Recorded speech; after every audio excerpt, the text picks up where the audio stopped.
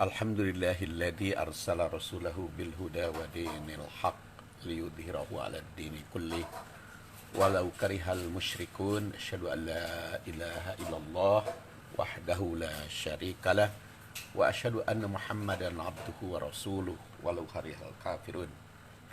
Kaum muslimin rahimakumullah, saya akan melanjutkan bahasan ayat 218 dari surat Al-Baqarah tentang iman, hijrah, dan jihad. Sekarang bagian kelima atau jinayat ke-34. Innal ladzina amanu wal ladzina hajaru wa jahadu fi sabilillah ulaika yarjuna rahmatallah wallahu ghafurur rahim. Pada pertemuan yang lalu sudah sampai wajahadu fi sabilillah. Sekarang ulaika yarjuna rahmatallah.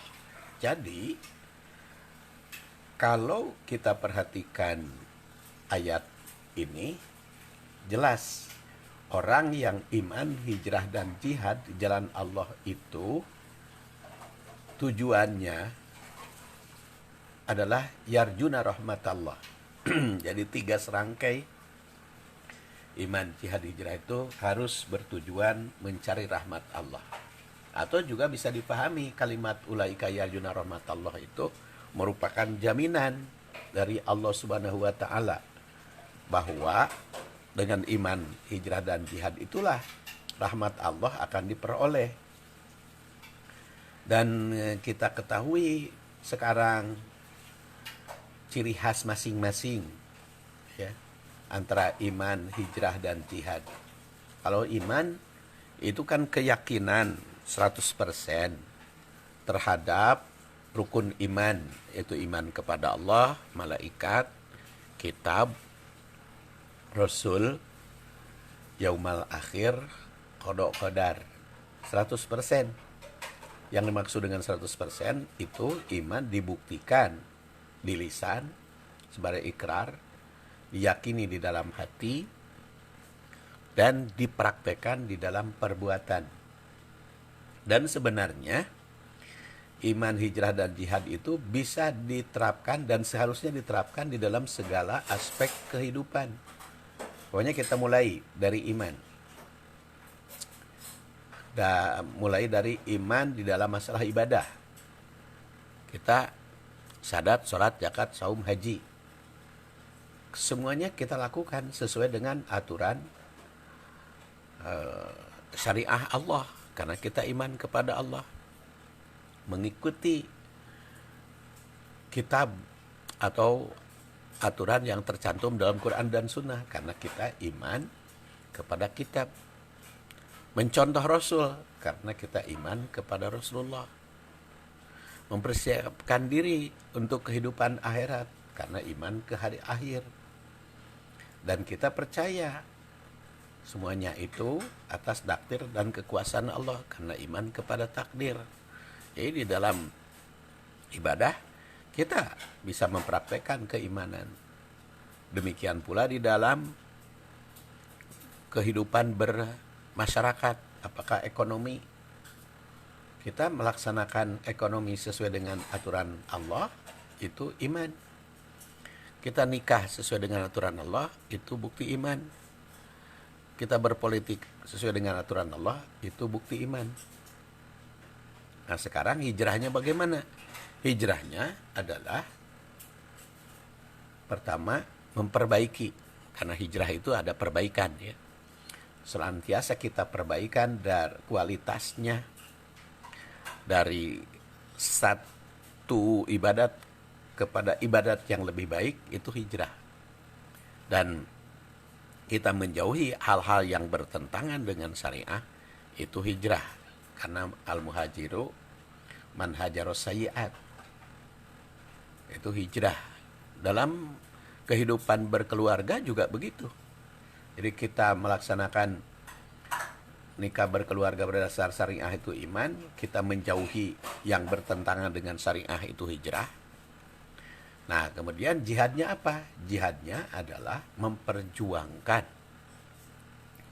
orang lain agar baik. Jadi kalau di dalam masalah ibadah, jihadnya memperjuangkan orang yang belum baik ibadahnya, kita bina, kita didik, kita bawa kepada jalan yang benar, kepada yang lebih baik. Itu adalah jihad. Jadi kalau iman lebih kepada pelaksanaan individu, kalau hijrah menjauhi yang bertentangan dengan aturan, kalau jihad memperbaiki orang. Jadi ketiga, iman, hijrah, jihad itu tidak boleh lepas dari benak, ucap, sikap, dan tindakan manusia muslim. Dan apabila dipraktekkan semua, iman, hijrah, dan jihad atas dasar aturan Allah, memperbaiki yang menghindari yang bertentangan dengan aturannya, serta memperjuangkan agar orang lain bisa baik, orang lain terbawa kepada jalan yang benar, ulaika yarjuna rahmatallah. Mereka itulah orang yang mengharap rahmat Allah Subhanahu wa ta'ala. Orang iman, hijrah, dan jihad di jalan Allah menggenjar rahmat Allah. Rahmat merupakan lambang kasih sayang yang tidak terhingga. Apabila rahmat Allah telah didapat, maka apapun yang diinginkan akan mendapatkannya. Baik kebahagiaan dunia kini maupun kebahagiaan di akhirat kelak. Bahkan ampunan atas segala dosa dan kesalahan. Jadi perkataan yarjun itu berarti mengharap. Jadi jelas jika ada yang diharapkan, maka mesti ada upaya atau usaha. Tercapainya apa yang diharapkan tergantung sampai di mana usaha yang dilaksanakan pengaruhi tercapai yang dicita-citakan. Kualitas iman, hijrah, jihad berpengaruh pada kualitas yang diharapkan. Namun ini merupakan jaminan dari Allah Subhanahu wa ta'ala agar usaha mereka bisa tercapai. Rahmat Allah itu rahmatullah, ulaika yarjuna rahmatallah, bakal dicurahkan pada mereka yang benar-benar iman, hijrah, dan jihad di jalan Allah. Rasul bersabda, inna lillahi mi'ata rahmatin. Sungguhnya Allah Subhanahu wa ta'ala mempunyai 100 rahmat. Qasama minha rahmatan baina jami'il khalaik. Dan satu rahmat dibagi-bagi ke seluruh makhluk. Fabima yatarohamuna wabiha yata'atafuna wabiha ta'tiful wahsh ala auladiha wa akhara tis'atan wa tis'in. Dan karena rahmat Allah yang satu itu dibagi-bagi ke seluruh makhluk, maka mereka mencurahkan kasih sayang, mereka mencurahkan lemah lembut, mencurahkan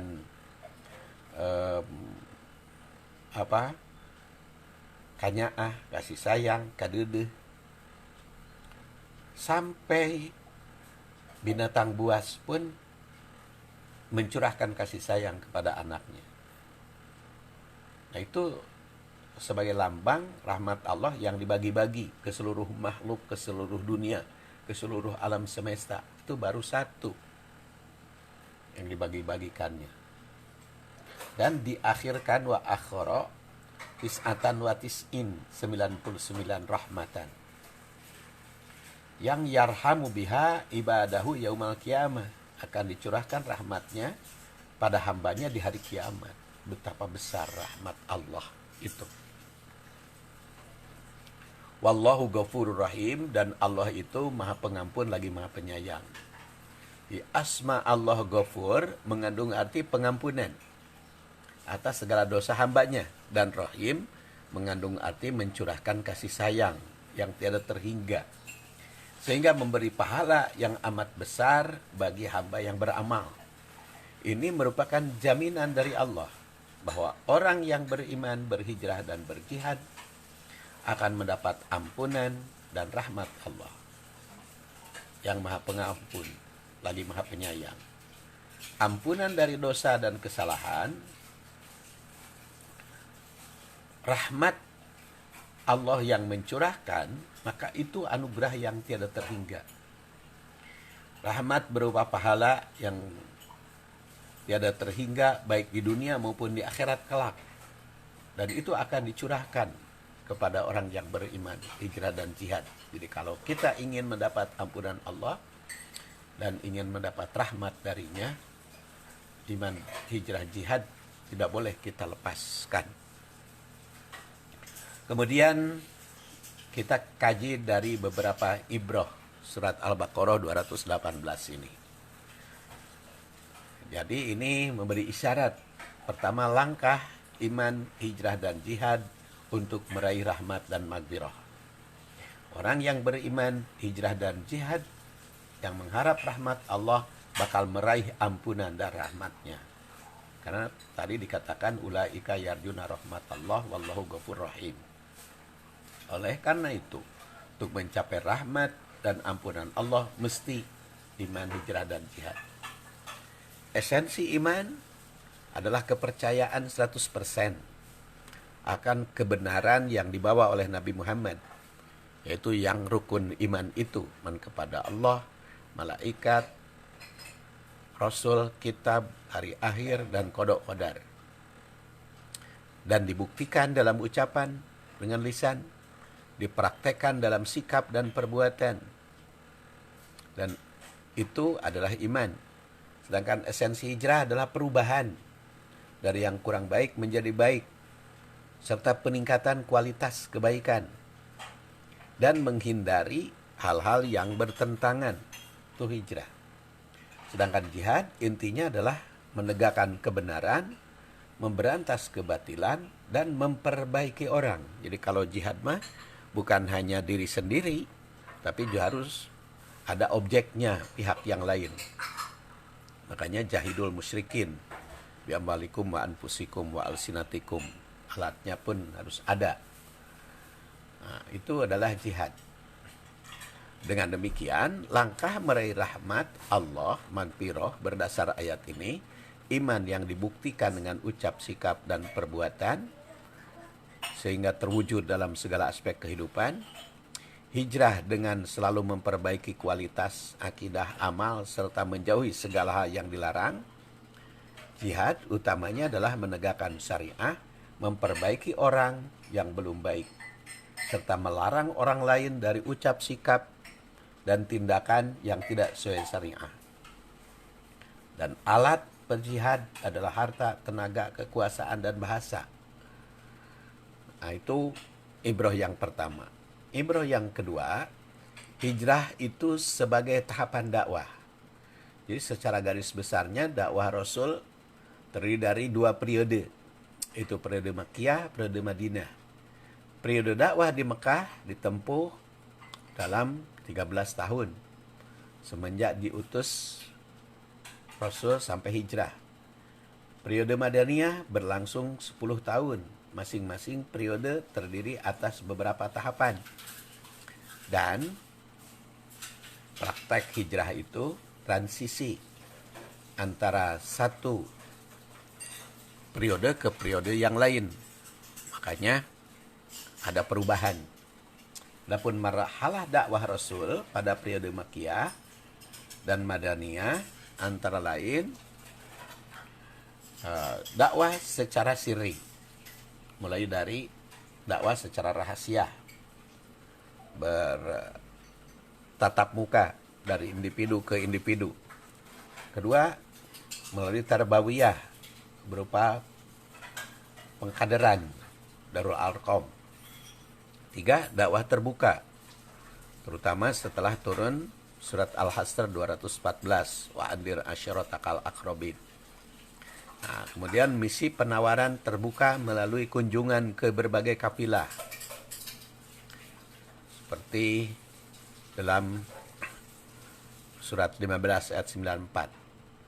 Kemudian kelima, mengirim utusan menyebarluaskan informasi ke berbagai pelosok. Terus keenam, mendirikan sarana ibadah, iqamatul masjid. Makanya ketika hijrah yang paling pertama dibangun adalah masjid, yaitu Masjid Quba di kawasan Kuba, mendirikan sarana ibadah, memfungsikannya sejak hijrah ke Madinah berawal dari Kuba. Kemudian ketujuh, membina ukhuwah. Itu ikhaul ummah. Mulai dari Ansor dan Hujrat di di kaum Ansor antara Hujrat dan Aus. Kemudian Muhajirin yang beraneka ragam, ukhuwah. Kemudian antara Muhajirin dan Ansor disatukan. Itu adalah langkah yang ketujuh. Kemudian kedelapan, menyebarluaskan melalui media tertulis sampai 105 surat ke berbagai lapisan dunia. Terutama itu pada tahun ke-7 Hijriah. Lalu ke-9, mujadalah, diskusi dan debat terbuka dengan berbagai pemimpin masyarakat. Itu ada debat terbuka dengan Umayyah bin Khalaf, dengan kerajaan Romawi, dengan Habsyi, dan berbagai pemimpin negara yang lain. Ada perdebatan terbuka. 10, mengadakan berbagai perjanjian damai dan kerjasama dengan berbagai pemimpin dunia. Ada perjanjian, bukan hanya antara Rasul dengan kaum musyrikin Mekah saja, tapi dengan negara-negara yang lain. Dan di intern juga mulai dalam perdamaian. Terus iqrarud daulah Islamiyah, menjadi Al-Madinah Al-Munawwarah, diikrarkan di Madinah bahwa kekuasaan Islam itu mendunia. Dan ide pertamanya mulai dari peristiwa Isra itu, dari Masjidil Haram ke Masjid Al-Aqsa dan naik ke rop-rop kepada kedudukan yang lebih tinggi sehingga dunia dikuasai. Dari Al-Madinah Al-Munawwarah itulah nur atau cahaya Islam terpancar ke seluruh dunia. Kemudian imrah ketiga, iman, hijrah, dan jihad merupakan tanggung jawab setiap muslim hingga akhir zaman. Jadi tidak ada yang berhenti dalam iman, hijrah, dan jihad ini. Cuman prakteknya tetap ada aturan dan koridor yang pokok. Iman yaitu rukun iman yang 6 perkara, hijrah, perbaikan, mahajiru man hajaro manahallahu anhu, jihad al-musyrikin bi amwalikum wa anfusikum wa aidikum wa alsinatikum. Rasul telah selesai melaksanakan tugasnya secara sempurna dan paripurna. Saat ini perjuangan beliau diwariskan pada umat. Risalah al-Islam berlaku sepanjang masa. Menegakkan iman, hijrah, dan jihad tetap menjadi tanggung jawab setiap umat. Dengan iman, keyakinannya benar. Segala ucap, sikap, dan tindakannya sesuai dengan syariah Islam. Dengan hijrah, pelaksanaan syariah selalu ditingkatkan kualitasnya dan menjauhi segala yang tidak sesuai dengan aturan syariah. Dengan jihad, setiap muslim memperbaiki keluarga, masyarakat, dan negara, serta memberantas kemusyrikan, baik dengan harta, jiwa, maupun tenaga. Dan oleh karena itu, setiap muslim tidak pernah diam, akan selalu memperbaiki diri, keluarga, masyarakat, dan negara. Dan sebagai afdolul jihad, kalimatu adlin inda sultanin jair, keberanian menegakkan kebenaran. Kemudian amanu wahajaru wajahadu fi sabilillah akan senantiasa terus dilaksanakan, karena rahmat, magfirah mesti diraih oleh iman, hijrah, dan jihad. Tingkatkan iman, perbaiki dengan hijrah, perjuangkan dengan jihad, maka dapat rahmat Allah. Iman secara pribadi, hijrah membawa orang, jihad memperbaiki orang. Itulah kaum muslimin rahimakumullah, inti dan esensi dari surat Al-Baqarah ayat 218. Mudah-mudahan ada guna dan manfaatnya. Kita akhiri, subhanakallahumma wa bihamdik, asyhadu an la ilaha illa anta, astaghfiruka wa atubu ilaik. Wassalamualaikum warahmatullahi wabarakatuh.